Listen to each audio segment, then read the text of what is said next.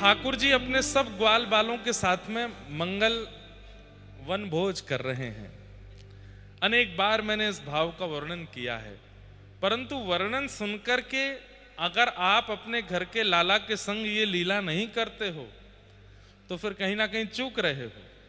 ठाकुर जी को चांदी के थाल में पवाओ, ठाकुर जी को सोने के थाल में पवाओ, पर कभी कभी ठाकुर जी को ऐसे पवाओ जैसे यहां वर्णन है। जैसे एक ही रोटी इतनी बड़ी बनाओ, रोटला जैसो बनाओ, कच्ची नहीं हो, खूब सुंदर हो। जहाँ पे नहीं बनानी आवे वो प्रयास भी ना करे, पतो चली ठाकुर जी के पेट में दर्द है वो नहीं। प्रेम सो हाथ की रोटी बनाओ और वही रोटी के ऊपर ही नेक सो साग, नेक सी चटनी, नेक सो दही, नेक सी मिर्चा, मिर्च भी ऐसी हो जो ज्यादा तीखी नहीं हो, और गुड़ पधरा दो। और ये ऐसा आप तब कर सके जैसे सावन को महीना आवेगो, नेक थोड़ी हरियाली सी बढ़ जाएगी। कभी अपने ठाकुर जी को ऐसे स्थान पे, घर के ऐसे स्थान पे विराजमान करो जहां से बाहर बदरिया दिख रहे हो, खूब सुंदर हरियाली दिख रही हो, फिर ठाकुर जी को ऐसी छाक कराओ, ठाकुर जी को बहुत सुख मिले। वन भोज करने में ठाकुर जी को बहुत सुख मिलता है। विविध विविध सामग्रियां अपने कुछ मित्र मंडली जैसी हैं, किसी को कहो तुम कढ़ी बना लाओ, किसी को कहो तुम ये साग बना लाओ, और सब मिट्टी के बर्तनों में ही लाओ और ठाकुर जी के सामने जाकर के सब बैठ जाओ। प्रेम से खूब सुंदर सुंदर पद सुनाओ, रसिया सुनाओ, ठाकुर जी को हंसाओ। हमने एक बार दंडवती परिक्रमा लगाई गिरिराज जी की, तो सामान्य रूप से गिरिराज जी की दंडवती करने में लोगों को ज्यादा से ज्यादा सप्ताह लगता है और बहुत ज्यादा तो 12 दिन लगते हैं, 10-12 दिन। पर हमको गिरिराज जी की परिक्रमा करने में 6 महीना लगे, दंडवती परिक्रमा। उसके पीछे कारण यह था कि 10 दिन एक बार दिए, फिर कथा करने चले गए और बहुत सारी कथाएं करके फिर आए। फिर इन्हीं दिनों में, होली के दिनों में, एकादशी के दिन ही मेरी परिक्रमा पूरी हुई थी। तो एक बाबा थे, 3 परिक्रमा रोज करते, परिक्रमा बाबा। वो हमको पिछली परिक्रमा में मिले, जब पहले शुरू करी तो बड़े प्रसन्न हुए। वाह भैया, देखो कैसो ब्रजवासी, अरे ये दंडवती करवे की तो हम लोगों ने जरूरत है जो बाहर से आए, आप तो ब्रजवासी, आप काहे को दंडवती कर रहे हो। मैंने बाबा बस ऐसे सुख है। रोज मिलते थे। अच्छा, हम दंडवती सुबह शाम करते थे, सुबह 5 बजे से 7:30-8 बजे तक, और शाम को 5 बजे से 7:30-8 बजे तक। बीच में तान दुपट्टा सोते थे। तो गिरिराज जी में ही रहते थे।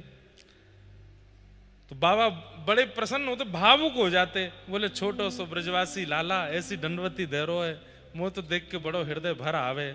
मैंने की बाबा सब कृपा है। अब 10 दिन बाद हम अंतर्ध्यान हो गए, तो बाबा को लगी परिक्रमा हो गई पूरी। कथा वथा करके जब हम आए, 6 महीना बाद दोबारा दंडवती करी, सो बाबा ने फिर देखे। अब तो वो रोवे सो रोवे मुंह पकड़ के। मैंने की क्या कहा भयो बाबा, ऐसे कहीं को रहे हो। बंगाली बाबा थे, बोले हमने ऐसे भक्त नहीं देखे, हमने ऐसे भक्त। मैंने क्या हो गया, 6 महीना में दूसरी दंडवती कर रहे हो। मैंने की बाबा दूसरी नहीं, पहली चल रही है अभी। तो फिर बाबा बोले फिर भी तुम जैसो नहीं देखो, 6 महीना में कौन लगावे, अरे 10-12-15 दिन में हो जाती है। मैंने अरे बाबा 2 कारण हैं। एक कारण तो कथाएं आ गई बीच में तो करने चले गए थे। दूसरा कारण मैंने कि दुनिया के लोग कामनाओं के लिए दंडवती करते होंगे। पूज्य गुरुदेव भगवान बैठे हैं, वो दंडवती भी गुरुदेव के कानी से करी थी, आपको करनी थी। हमने कि आप विराजो, आपकी जगह हम करे आते हैं। तो पूज्य पिताजी की दंडवती करके आए थे। तो पिताजी का भाव था कि हमको करनी है। हमने कि आप कहाँ जाओगे, हम हैं अभी बालक ही हैं, इतनी कथाएं हैं नहीं, अभी हम करे आते हैं। तो पिताजी की दंडवती करके आए थे। तो अब वो दंडवती हमारे जीवन की बड़ी अच्छी स्मृति है। पिताजी की दंडवती करके आए, इसलिए उस दंडवती के बीच में ही गिरधर लाल जी आ गए। वो जो 6 महीने का अंतराल था, उसी बीच में गिरधर लाल जी का आगमन हुआ। तो हमने बाबा से कही, मैंने बाबा पहली बात तो कथा थी, वहां चले गए। दूसरी बात दुनिया के लोग कामनाओं के लिए दंडवती करते होंगे, परिक्रमा करते होंगे, तो उन्हें जल्दी रहे कि हम पूरी करें ताकि हमारी कामना पूरी हो। हमारे मन में कोई कामना नहीं। हम तो जब थक जाएं, हार जाएं, तो गिरिराज जी की तरफ मुख करके बैठ जाएं, ना कोई भजन ना कोई कीर्तन, बढ़िया बढ़िया चुटकुल्ला गा करके, और गिरिराज बाबा को हंसा में कि गिरिराज बाबा पूरे दिन आप बैठे रहो, कोई दूध चढ़ावे, कोई 56 भोग चढ़ावे, लेकिन आपको हंसावे कौन है? कोई ना हंसावे। तो हम सबरे सखा मिलकर के रोज गिरिराज बाबा को हंसायो करते, और एक छोटी सी ढप ले लेते, वह ढप को बजाते, खूब उछल उछल के नाचते। वो दिन आज भी इतने याद आते हैं उस समय का। गिरिराज बाबा को इतना, मतलब हमें तो विश्वास हो गया था गिरिराज जी बहुत सुखी हैं। तो मैंने कि बाबा, घर में आए हुए मेहमान ते जब मन लग जाए ना, तो हम रोज यूं कहें आज मत जाओ, आज भी मत जाओ, अगले दिन फिर कहें कल चले जाना, फिर परसों कहें फिर कल चले जाना। मैंने कि बाबा, जिनकी दंडवती जल्दी पूरी हो जाए, गिरिराज बाबा यूं कहें जल्दी जा, जल्दी कर कर आके निकल। और मेरी 6 महीना तो चल रही है, रोज गिरिराज बाबा रोक ले, अरे तू रुक जा, कहाँ जाएगा, यहीं डट जा, यहीं बैठ जा। तो बाबा भावुक हो गए, बोले ब्रजवासी बंधु हो, बात बनानो तो कोई आपसे सीखे। मैंने कि बाबा बात बनानो, मैं लाल जी की यही तो गुण है जो ब्रजवासी में आयो है। तो ठाकुर जी को कभी कभी हंसाया भी करो। केवल उनको विष्णु सहस्त्रनाम सुना रहे हैं, गोपाल सहस्त्रनाम सुना रहे हैं, सुंदर पाठ सुना रहे हैं, दिव्य प्रबंध सुना रहे हैं, अच्छी बात है। पर कभी कभी एकांत में, वो भी सबके सामने नहीं हो, कैमरा के आगे तो बिल्कुल भी नहीं, वीडियो बना के नहीं, एकांत में ऐसे ठाकुर जी को ने हंसाओ। रसिक प्रीतम हित चित की बातें, श्री गिरधारी जिसु कहिए, तलहटी गोवर्धन की रहिए। हित चित्त की बातें श्री गिरधारी जी सो कहिए, तलहटी गोवर्धन की रहिए। हमारे पंडित श्री गया प्रसाद जी महाराज, वो सारी बातें ठाकुर जी से, गिरिराज बाबा से पूरे दिन बतियाते रहते, पूरे दिन बात करते रहते। और उसमें भी हम कष्ट में कितने हैं, हम पीड़ा में कितने हैं, ये वार्ता नहीं बताते ठाकुर जी को। हम प्रसन्न कितने हैं, हम आनंदित कितने हैं, हम उल्लसित कितने हैं, हम उत्साह में कितने हैं, ये बात बताते। तो यहां पर सब बालक ठाकुर जी को घेर करके, मधुमंगल सीदामा सब ठाकुर जी के संग हास्य विनोद कर रहे हैं, और किलकिल करके ठाकुर जी हंस रहे हैं। कभी कोई के मुख में कछु खवा रहे हैं, कभी कोई के हाथ से कछु खा रहे हैं। इस तरीके से ठाकुर जी आनंदित हो रहे हैं। स्वर्ग लोक से देवता देख करके कई देवता तो इन ब्रजवासियों के प्रति ईर्ष्या भाव रख रहे हैं कि भैया हम ये ब्रजवासी क्यों नहीं हैं, हम भी अगर ऐसे होते तो हम भी ठाकुर जी के पास जाते, हम भी जाके अपने हाथन से खिलाते। लेकिन ब्रह्मा जी को मोह हो गया, ब्रह्मा जी के चित्त में संशय हो गया कि ये परमात्मा नहीं हो सकते। अगर ये परमात्मा है तो इन सब के हाथों से झूठा कूटा कैसे खा सकते हैं? ये ब्रजवासी जो गैया चराते हैं, गोबर लगो है हाथ में, रज लगी है पूरे तन में, बिल्कुल शुद्ध नहीं है अवस्था में, और इनके हाथों से ये प्रसाद पा रहे हैं, ये परमात्मा कैसे हो सकते हैं?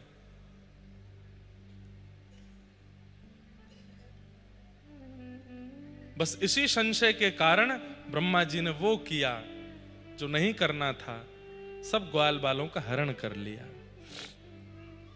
ठाकुर जी ने जैसे देखी मेरे ग्वाल बाल सब कहां गए,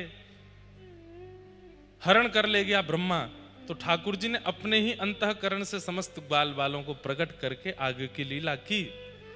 1 वर्ष बाद जब ब्रह्मा जी को संशय निवृत्त हुए, देखा कि वही ग्वाल बाल जो ब्रह्मलोक में वो नीचे विचरण कर रहे हैं, तो ठाकुर जी के चरणों में आकर के स्तुति गाते हुए, नौमिड्यते ब्रभपुषे टडिदंबराय गुंजावतं परिपेच्छल सन्मुखाय वन्यस्त्रजे कवलवेत्र विषाण वेणु लक्ष्मश्रिये मृदुपदे पशुपांकजाय। कभी अवसर मिले तो ब्रह्मा जी की स्तुति पर कथा हो, बहुत सुंदर है, सब लोग सावधानी से सुनिएगा। ब्रह्मा जी ठाकुर जी के सामने बैठे हैं, बहुत ध्यान से सुनिएगा, अभी इधर उधर नहीं देखो, थोड़ी देर हमको देखो।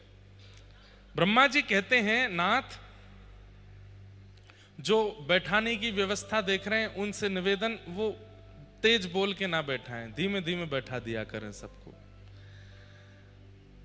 तो ब्रह्मा जी यहां पर ठाकुर जी से आके क्षमा मांगते हैं कि नाथ मुझसे अपराध हो गया, मैंने आप समझा नहीं, आपके रूप को मैं जान नहीं पाया, जो भी कुछ है। तो ठाकुर जी कुछ बोले नहीं। कई बार ऐसा होता है कि जैसे माता जी रूठ गई, पिताजी नाराज हैं, पत्नी रूठ गई या पति नाराज है या बच्चे रूठ गए, कोई भी अपना संबंधी अगर रुष्ट हो जाता है तो हम उसको जब मनाते हैं तो वो बात नहीं करता, लेकिन हम तभी विषयांतर कर देते हैं। विषयांतर कैसे करते हैं? पहले तो मना रहे थे, अरे ठीक है ऐसा हो गया, गलती हो गई पिताजी माताजी, अब नहीं करेंगे, वो नहीं बोलते कुछ भी, तभी हमने कुछ पूछ लिया विषयांतर करके। अच्छा आपको दिल्ली जाना था, वो कब जा रहे हो आप? तो कई बार विषयांतर करने पर, प्रश्न करने पर न बोलने वाला व्यक्ति बोल पड़ता, कल जाएंगे सुबह। अब जब इतना ही बोल रहे हो तो पूरी बात कर लो, ऐसा होता है ना। तो ब्रह्मा जी बहुत देर तक बोलते रहे ठाकुर जी से, तो ठाकुर जी कुछ नहीं बोले। इतने में ही ब्रह्मा जी ने विषयांतर करके एक प्रश्न कर लिया। खूब देर मनाते रहे, आपके चरण कमल ऐसे हैं, आप तो ऐसे हो, आप तो ऐसे हो। ठाकुर जी मुंह फुलाए बैठे हैं, कुछ नहीं बोले। इतने में ब्रह्मा जी बोले, उच्छेपणम गर्भगतस्य पादयोः किम कल्पते मातुरदोक्ष जागसे कस्मिन् स्तनास्तव्य पदर्श भूषितम तवास्ति कुक्षे कियदप्यनंततः। ब्रह्मा जी ने क्या पूछा? बोले नाथ एक बात बताइए, क्या गर्भ में जब बालक होता है, मां के गर्भ में जब बालक होता है और गर्भ का बालक जब गर्भ के अंदर थोड़ा बड़ा हो जाता है, अपने हाथ पैर चलाने लगता है, उससे मां को जो उदर में पीड़ा होती है, क्या उस पीड़ा से मां को कष्ट होता है? तो ठाकुर जी जो मुंह फुलाए बैठे थे, नेक ऐसे करके देखे ब्रह्मा जी की ओर। तो ठाकुर जी बोल पड़े, पीड़ा तो होती है लेकिन मां को प्रसन्नता भी होती है कि चलो गर्भ का बालक कुछ गतिविधि तो कर रहा है, गर्भ का बालक हाथ पैर तो चला रहा है, इसलिए वो मां पीड़ा में होती है लेकिन उस बालक पर क्रोधित नहीं होती। ब्रह्मा जी ने तुरंत पकड़े ठाकुर जी और बोले, नाथ ये संपूर्ण ब्रह्मांड आपके उदर में है, इसका मतलब इस ब्रह्मांड का प्रत्येक जीव आपके गर्भ का बालक है, उसी नाते से मैं ब्रह्मा भी आपके गर्भ का बालक हूं। यदि मैंने थोड़ा सा ऊधम कर दिया तो आप मुझसे नाराज क्यों हो गए? नाथ जब गर्भ के बालक की गतिविधि पर मां नाराज नहीं होती तो आप मुझसे नाराज क्यों हो गए? ठाकुर जी और नाराज हो गए वो तो रूठ गए। हम जानते हैं तुम चतुर्मुख वाले हो ना, इसीलिए तुम चतुरानन हो, तुम चतुर शिरोमणि हो, ये चतुराई मेरे सामने मत करो, तुमने बहुत क्रोधित किया हमको।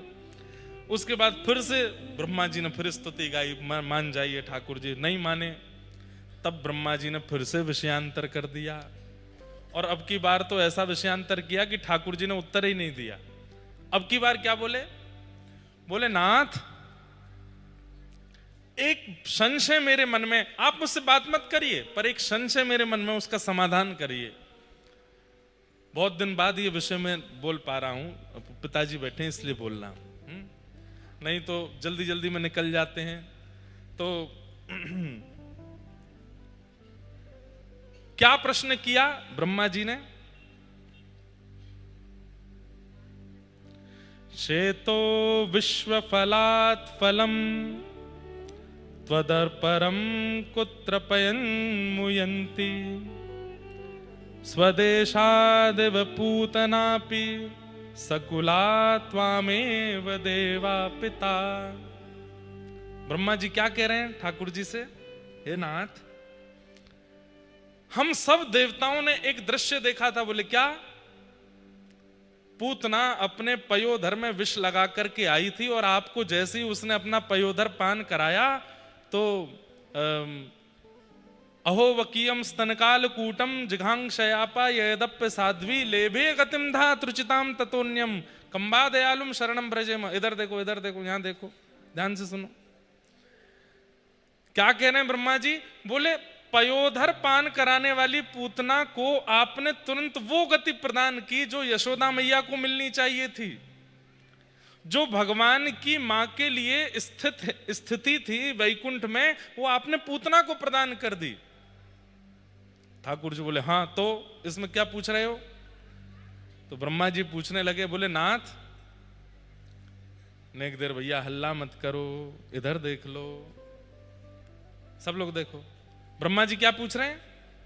आपने पयोधर पान कराने वाली पूतना को यशोदा मैया की गति प्रदान कर दी, तो नाथ मैं ये पूछना चाहता हूं, इतने दिन मैंने ग्वाल बाल बछड़ा बछियाओं का हरण कर लिया था, तो आप ही बछड़ा बन गए थे, बछिया बन गए थे, ग्वाल बाल बन गए थे। अब इतने रूपों में आपने कितनी गोपी और कितनी गैयान के पयोधर पान किए हैं, अब इनको कौन सी गति दोगे? क्योंकि वैकुंठ में भगवत मातृ गति तो एक ही है, और उसमें पहले ही पूतना बैठी है, ऊपर से अभी देव की मैया भी वहीं विराजने वाली हैं, फिर यशोदा मैया भी हैं, और अभी इस लीला में तो आपने इतनी सारी गोपी, क्योंकि सबके बालक आप बन गए, और इतने सारे बछड़ा बछिया तो सब गैयाओं के बालक भी आप बन गए, इतने पयोधर आपने पान किए, अब इन सबको कौन सी गति दोगे? ठाकुर जी ने तिरछी नजर से देखा और बिना उत्तर दिए वहां से चले गए। कोई इसका प्रत्युत्तर नहीं दिया, परंतु ये एक विचारणीय बात है।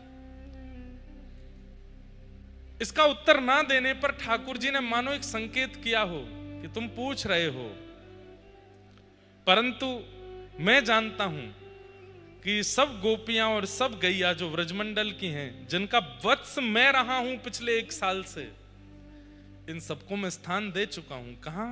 वैकुंठ में नहीं, वैकुंठपति नारायण यानी कि मैं अपने हृदय में इनको स्थान दे चुका हूं। ये सब मेरे हृदय में हृदय में विराजेंगे, ये सब मेरे हृदय के स्वामी हैं।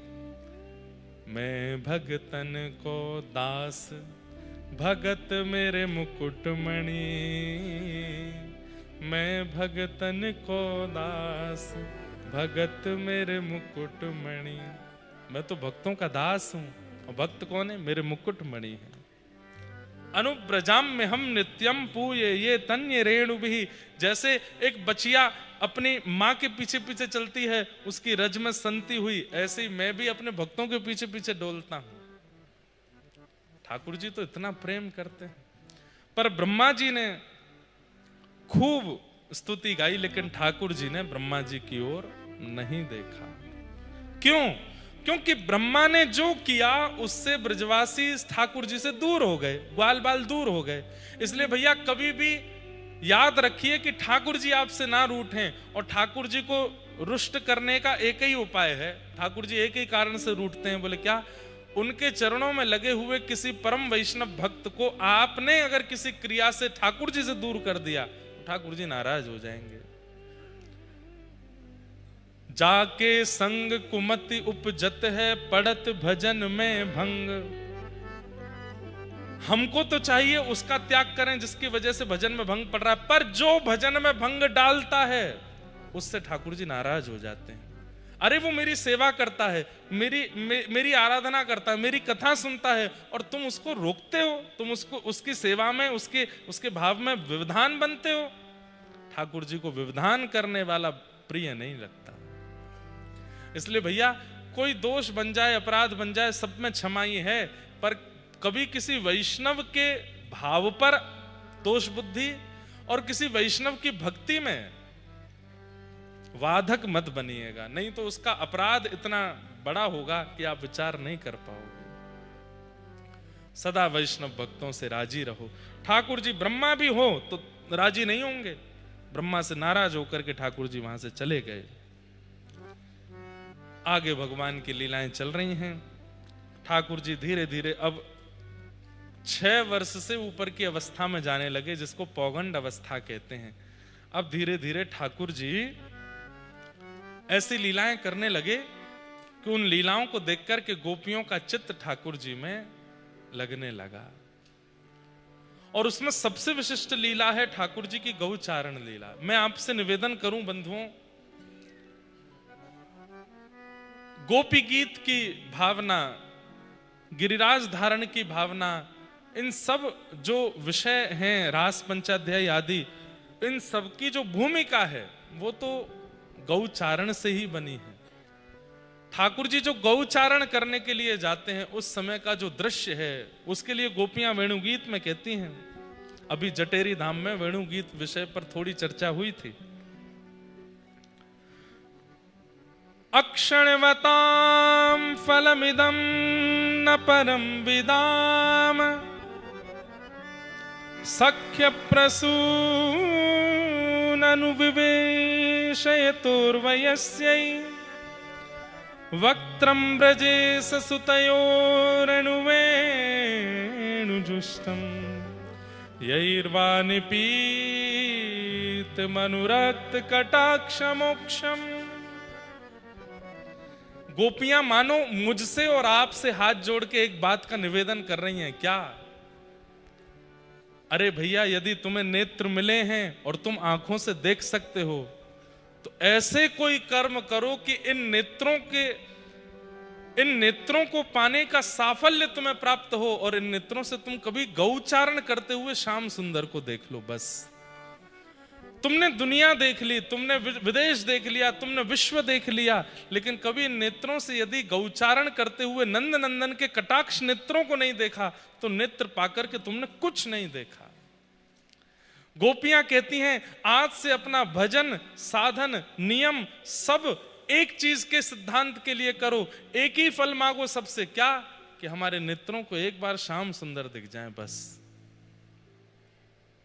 राधिका किशोरी संग रमण तुम्हारा मुझको दिखा दो कभी ऐसा न। भैया देखो, आपको संतुष्टि हो रही होगी कि आपने दीक्षा ले ली, आप वृंदावन आते हो, आप होली उत्सव में आते हो, आप गिरधर लाल जी के ब्याहुला में आते हो, आप जगन्नाथपुरी आते हो, अगली साल चित्रकूट आओगे, आपको संतुष्टि हो जाती होगी। पर मुझे संतुष्टि नहीं होती। 365 दिन कथा करते हैं हम साल में, पर मन में कभी कभी सत्य बता रहे हैं। परिवार के लोग भी सब यहां बैठे हैं, माताजी पिताजी भी बैठे हैं। कभी कभी मन में आता है कि नाथ इतना गा रहे हैं, इतना भज रहे हैं, इतना बोल रहे हैं, हमें पता है इतना कोई बहुत ज्यादा नहीं कर रहे हैं, पर फिर भी इसका फल कुछ तो दीजिए कि एक बार तो दिख जाइए नेत्रों के सामने कुछ लीला करते हुए। फिर मन में भाव भी आता है गिरधर लाल जी रूठे से दिखते हैं, मैं तो भगवान ना लगूं, यूं कह रहे हो कि मुझे दिख जाओ, मैं हूं तो सही तेरे संग। तो मन में फिर भाव आता है तो ये भुजा एक बार नीचे करके दिखाओ, एक बार न चल के दिखाओ, एक बार न बैठ के दिखाओ। भैया आपको संतुष्टि हो रही होगी पर मुझे मोह ना है रही। अंतिम समय जब भी आवे उससे पहले पहले एक बार तो प्रत्यक्ष देखना है, एक बार प्रत्यक्ष कुछ सुनना है। और बस उन्हीं इसी संकल्प से सारी कथाएं हैं, इसी संकल्प से सारी भक्ति है, इसी संकल्प से सारे भजन है, इसी संकल्प से कीर्तन है, इसी संकल्प से कथा है और इसी संकल्प से जीवन है। एक बार देखना है बस। राधिका किशोरी संग रमण तुम्हारा मुझको दिखा दो कभी ऐसा नजारा। राधिका किशोरी संग रमण तुम्हारा मुझको दिखा दो कभी ऐसा। गिरधर लाल जी के ब्याहुला में कौन कौन आया था? हाथ ऊपर करो। और गिरधर लाल जी का ब्याहुला लाइव घर बैठ के किस किस ने देखा था? लगभग जितने हैं सब ने। हाँ, पहले दिन ढानिन लीला हुई थी गिरधर लाल जी के उत्सव में, तो जो ढाणिन बनकर के आए थे मंच पर, जो ढाणिन बनकर के आए थे मंच पर, उन्हीं की रचना है ये। उनकी रचना में अंतिम पंक्ति में रमन शब्द आता है। बहुत निष्किंचन है, ज्यादा किसी के सामने आते नहीं है, पर उनकी ऐसी ऐसी रचनाएं आज सबको याद है, लेकिन कोई नहीं जानता ये लिखी किसने। हमारे कृष्णदास भूटानी भैया वो गाते हैं उनके भाव, और भी हमारे दिव्यदास भैया वो भी गाते हैं, मैं भी गाता हूं, पर वो बरसाना में ही रहते हैं और हर बार राधाष्टमी के बाद ढाणिन बन के जाते हैं। उनके पद कौन कौन से पता है? चांद सा सलोना मुख लटे घूंघरारे हैं, ये उन्हीं का पद है। और कौन सा पद है? राधिका किशोरी संग रमण तुम्हारा, मुझको दिखा दो कभी ऐसा। और कौन सा पद है उनका? चाल टेढ़ी पाग टेढ़ी सिधरे, वाम मोती लटकन, डोले ब्रज कुंजों में झुमके राधा रमन। इतने सुंदर सुंदर भाव उन्होंने लिखे हैं, और सब राधा रमन जी के भाव से। तो वही बात यहां गोपियां कह रही हैं, अक्षणवताम फलमिदम न परम विदाम। अगर इन नेत्रों से कभी तुमने नंद के लाला को गैया चराते भय नहीं देखो, उनकी कटाक्ष का दर्शन नहीं किया, तो नेत्रों को पाकर के तुमने क्या देखा? कुछ भी तो नहीं देखा। फिर चाहे मैं मर जाऊं, फिर चाहे मैं मर जाऊं, फिर चाहे मैं मर जाऊं, फिर चाहे मैं मर जाऊं, बसा कर नैनन में, छिपा कर नैनन में, बसा कर नैनन में, छिपा कर नैनन में। ओ मनमोहन तुम्हें रिझाऊं,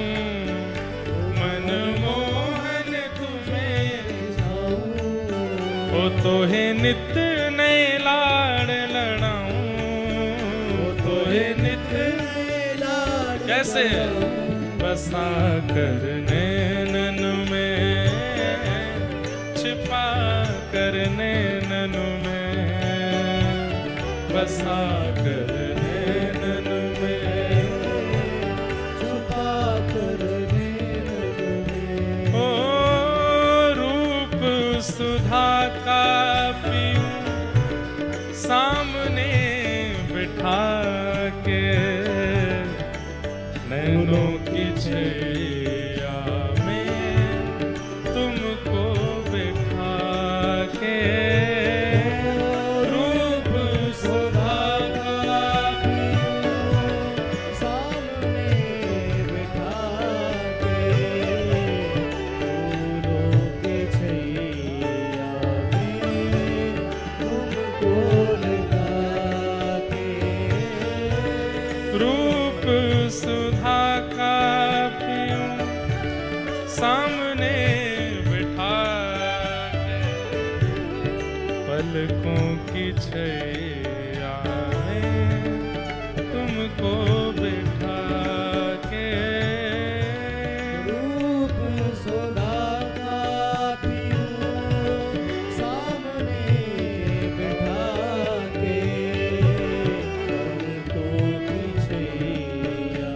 में तुमको लगा के। ओ तेरे धीरे धीरे चरण दबाऊं, तेरे धीरे धीरे चरण दबाऊं, ओ तेरे धीरे धीरे चरण दबाऊं, तेरे धीरे धीरे चरण दबाऊं, बसा कर नैनन में, छिपा कर नैनन में, बसा कर नैनन में, छुपा कर नैनन में।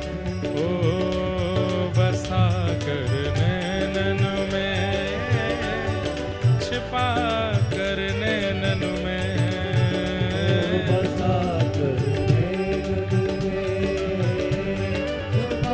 ताल बजा के गाओ। हे मनमोहन तुझे रिझाऊं,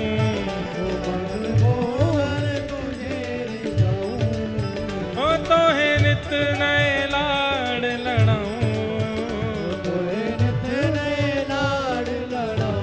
बसा कर नैनन में, छिपा कर नैनन में, बसा कर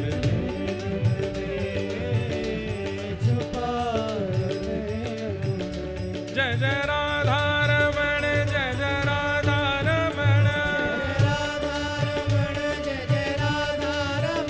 मेरो राधा रमण प्यारो राधा रमण, ओ जय जय राधा रमण, जय जय राधा रमण, ओ मेरो राधा रमण, जय जय राधा रमण, बसा कर नैनन में, छिपा कर नैनन में, बसा कर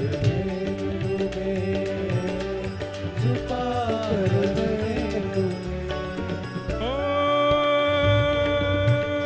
घुंघरू बनूं जो तेरी पायल का प्यारे, पल पल चूमा करूं चरण तुम्हारे,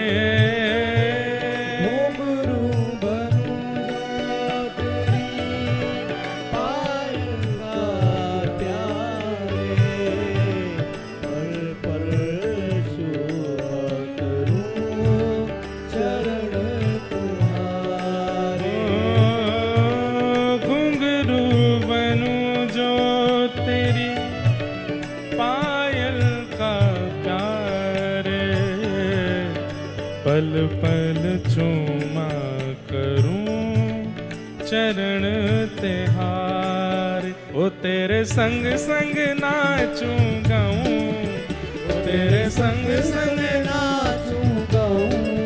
ओ तेरे संग संग नाचूं गाऊं, बसा कर नैनन में, छिपा कर नैनन में, बसा कर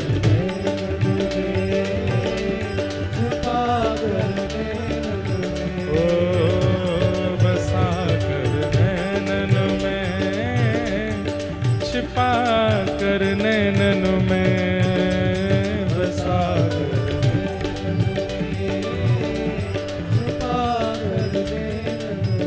मनमोहन तुम्हें रिझाऊं, मनमोहन हो तो है नित नए लाड़ लड़ाऊं, बसा कर नैनन में, छिपा कर नैनन में, बसा कर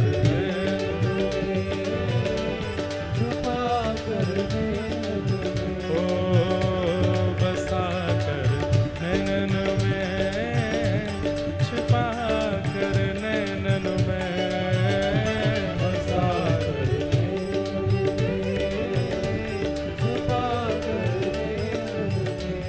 जैसे यहाँ पर हमारे व्रज के भाव से गा रहे हैं, ऐसे मीराबाई भी गाती हैं।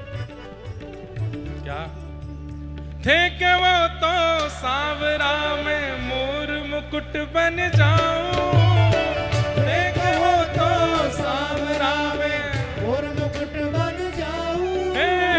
थे के वो तो सांवरा में मोर मुकुट बन जाऊं,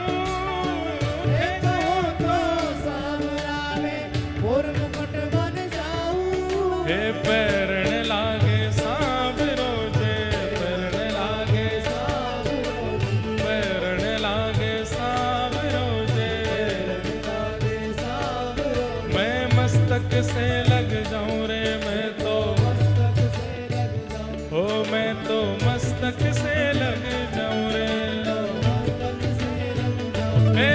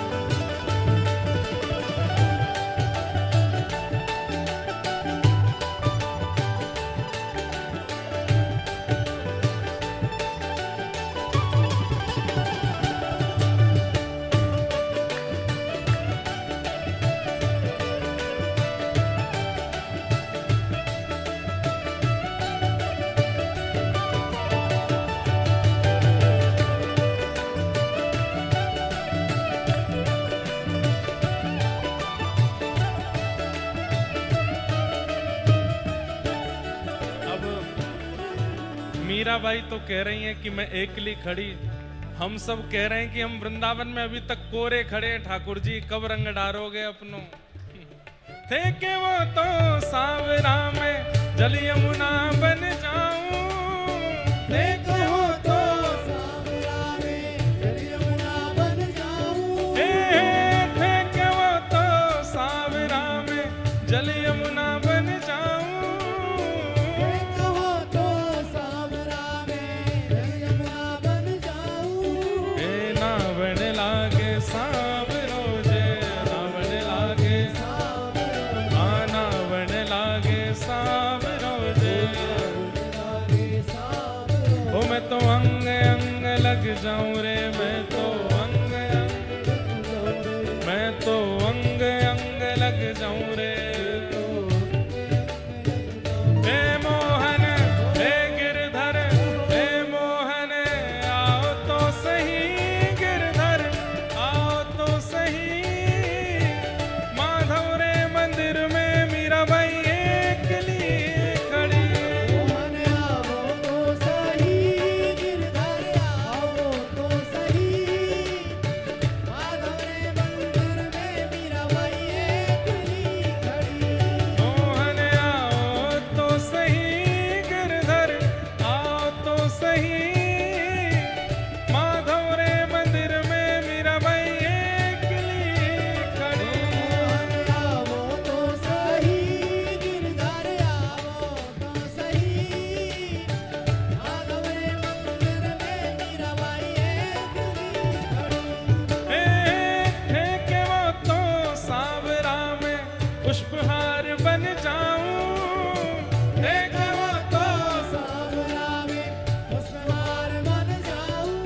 हे थे के वो तो सावरा में पुष्पहार बन जाऊं, हे के वो तो सावरा में पुष्पहार बन जाऊं। हे पैरण लागे सावरो जे, पैरण लागे हाँ पैरण लागे सावरो जे। ओ मैं तो हिवड़ा से लग जाऊं रे, मैं तो हिवड़ा से लग जाऊं रे। हे मोहन हे गिरधर, हे मोहन हे गिरधर, हे मोहन हे गिरधर, हे मोहन हे गिरधर, हे मोहन आओ तो सही, गिरधर आओ तो सही। माधव रे मंदिर में मीराबाई एकली खड़ी। आओ तो सही, गिरधर आओ तो सही। माधव रे मंदिर में मीराबाई एकली खड़ी। मोहन आओ तो सही, गिरधर आओ तो सही। माधव रे मंदिर में मीराबाई एकली खड़ी। आओ तो सही, गिरधर आओ तो सही। माधव रे मंदिर में मीराबाई एकली खड़ी। ओ मैं गिरधर की गिरधर मेरो, मैं गिरधर की गिरधर मेरो। हाँ मैं गिरधर की गिरधर मेरो, हे मैं गिरधर की गिरधर मेरो, हे मैं गिरधर की गिरधर मेरो, मैं गिरधर की गिरधर मेरो। हाँ मैं गिरधर की गिरधर मेरो, हे मैं गिरधर की गिरधर मेरो। जय जय श्री राम, जय जय श्री राम, जय जय श्री राम।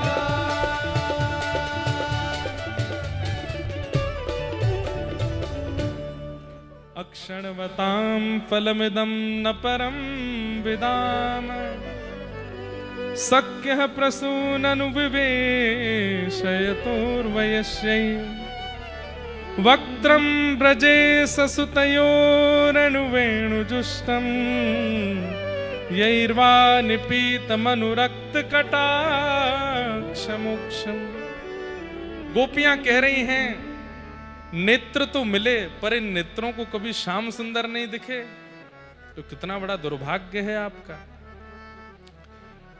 आज परम सौभाग्य है, हम आप सबके मध्य में पूज्य गुरुदेव भगवान भी विराजमान हैं और हमारे भागवत के शिक्षा गुरुदेव भी विराजमान हैं।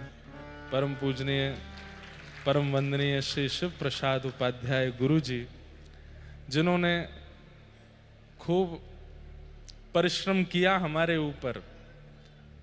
आप कहते हैं कि भाई आप तो ठाकुर जी के सुपुत्र हैं, आप चाहते तो हमसे ना पढ़ के भी कथा कर लेते। बात आप जैसी कहें वैसी आप कह सकते हैं, पर हमें पता है कि जितना योगदान आपका इस दास के हृदय को भागवत में बनाने में है, वो निश्चित ही अतुलनीय है, उसकी कोई तुलना नहीं कर सकता है। हमें पता है, हमारे एक सखा हैं अनुज जी, उनको पता है कि श्री गुरुदेव भगवान ने कितना प्रेम से, कितना भाव से और कितना समय दे करके अध्ययन हमको कराया है। कितने दिनों तक तो हम अपने घर में ऊपर ही रहते थे, नीचे आते ही नहीं थे उतर के, केवल गुरुदेव भगवान और हम बैठे रहते थे। आपसे मैं इतने प्रश्न करता था, यदि किसी एक दो बार हम और भी कहीं पढ़े, वहाँ दूसरा तीसरा प्रश्न किया तो हमारी पिटाई हो गई थी, लेकिन गुरुदेव भगवान से हम जो भी पूछते थे सब बताते थे। अब गुरु जी पढ़ा रहे हैं कि भाई सक्टासुर नामक दैत्य आया, छोटे से गोपाल जी ने अपने पांव लंबे किए और बैलगाड़ी पलट गई। अब मैं तब कॉन्वेंट स्कूल से ही पढ़ के निकले थे। हमने गुरुजी ऐसे कैसे हो जाएगा, 3 महीना का बालक कैसे पाद प्रहार करके, तो इस पर तो विश्वास नहीं होता। तो हमारे गुरुदेव भगवान ने बहुत सुंदर समझाया, बोले देखो भागवत जी में आगे प्रवेश तब होगा जब ये विश्वास कर लोगे कि भाई ये ठाकुर जी हैं और केवल अपने प्रेमास्पद भक्तों के लिए बाल लीला कर रहे हैं। ये सर्व समर्थवान हैं, सर्व योग्यवान हैं, परंतु केवल प्रेमियों को प्रसन्नता सुख देने के लिए ऐसी लीला कर रहे हैं। और फिर एक उदाहरण दिया, कैसे, जैसे छोटा बालक, अब पिता दफ्तर से आता है शाम को और छोटा बालक पूरे दिन प्रतीक्षा करता है पिताजी कब आएंगे, मैं उनके साथ खेलूंगा। और शाम को जब पिताजी आते हैं तो आए तो दफ्तर से हैं, दफ्तर में सब उनको सलाम करते हैं, सब उनको वंदन करते हैं, वहाँ उनकी बड़ी पहुँच है। लेकिन घर आते ही जैसे अपने बालक को देखते हैं, तुरंत अपने जो जिस रूप को में है उसको भूल करके छोटे बालक बन जाते हैं। अरे चलो आज तो बालक के साथ हम कुश्ती करेंगे, अपने बालक से कहते हैं। अब छोटा सा बालक, उसके छोटे छोटे से हाथ, और छोटे से हाथ से अपने पिता को जैसे ही गुलचा मारता है तो पिता 3 कलामंडी खाता है।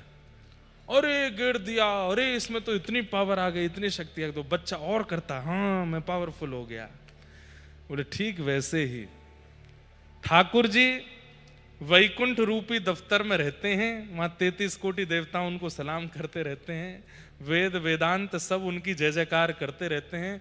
लेकिन जैसे ही वो ब्रज रूपी, ब्रजवासी रूपी बालकों के बीच में आते हैं, अपने भक्त रूपी बालकों के बीच में आते हैं, तो सर्व समर्थवान ठाकुर जी बिल्कुल उस पिता की तरह अभिनय करते हैं जैसे वो पिता अपने बालक के सामने करता है।